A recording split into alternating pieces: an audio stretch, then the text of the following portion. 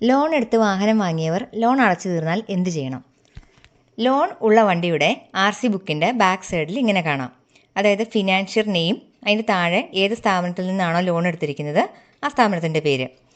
Loan അടവ് തീർന്നു കഴിഞ്ഞാൽ എന്ത് ചെയ്യണം? ലോൺ അടച്ചു തീർന്നു കഴിയുമ്പോൾ loan closure letter, NOC, form 35 എന്നിവ സ്ഥാപനം അയച്ചു തന്നില്ലെങ്കിൽ നേരിട്ട് പോയി കൈപ്പറ്റണം. അതിനുശേഷം നിങ്ങളുടെ അടുത്തുള്ള CSC അല്ലെങ്കിൽ അക്ഷയ സെൻറ്ററിൽ താഴെ പറയുന്ന സാധനങ്ങളുമായിട്ട് പോകണം. Aadhaar, RC book, NOC, form 35, Aadhaar link ചെയ്ത മൊബൈൽ.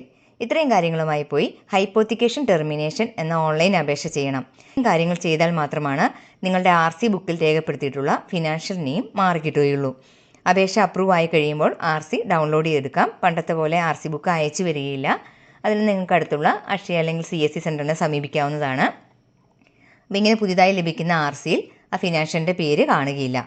ലോൺ ക്ലോസ് ചെയ്ത് കഴിഞ്ഞ് ലഭിക്കുന്ന NOCക്ക് സാധാരണ 3 മാസത്തെ കാലാവധിയേ ഉണ്ടായിരിക്കുകയുള്ളൂ.